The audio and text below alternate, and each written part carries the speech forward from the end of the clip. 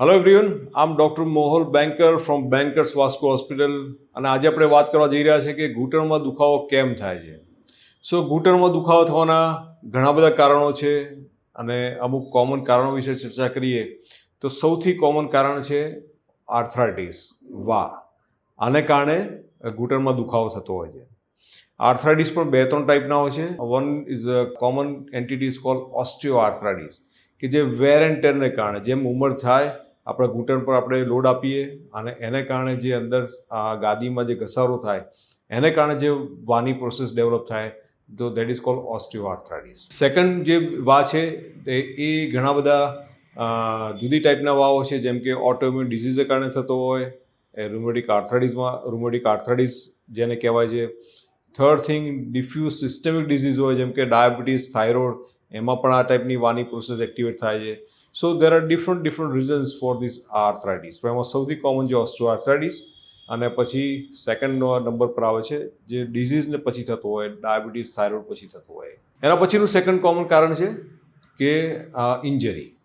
ઘૂંટણ પર જ્યારે ઇન્જરી થાય છે, ક્યારેક કોઈક વધારે પડતો લોડ આવે, વધારે પડતું કોઈક જર્ક આવે, અને આ જર્ક સામાન્ય હોય છે. એવું નથી કે કંઈ મેરેથોન દોડવા ગયા અને જર્ક આવ્યો, પણ ઘણીવાર લેડીઝની આપણે કમ્પ્લેન સાંભળીએ કે હું ઘરમાં બેઠેલા અને બેસવાથી ઊભા થતા ગયા અને કટાકા જેવો અવાજ આવ્યો અને પછી ઘૂંટણમાં દુખાવો શરૂ થઈ ગયો.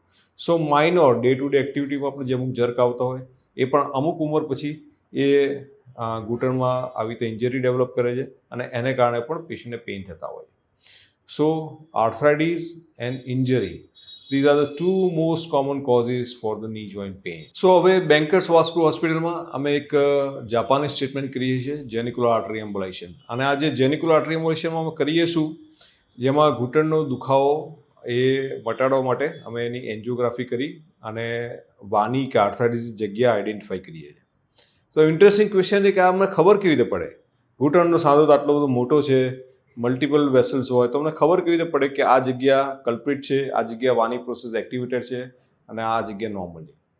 સો જ્યારે અમે એન્જિયોગ્રાફી કરીએ ત્યારે અમને હાઇપર વાસ્ક્યુલારિટી દેખાય. જાપાનીઝ લેંગ્વેજમાં એને મોયા બ્લડ વેસલ્સ કહે છે, કે જે સાઇટોકાઇન્સ અને chemicals which are the responsible for the osteoarthritis એને રિલીઝ કરતી હોય ઘૂંટણમાં. અને આ સાઇટોકાઇન્સની રિલીઝ આપણે હાઇપર વાસ્ક્યુલારિટી તરીકે અમને દેખાય.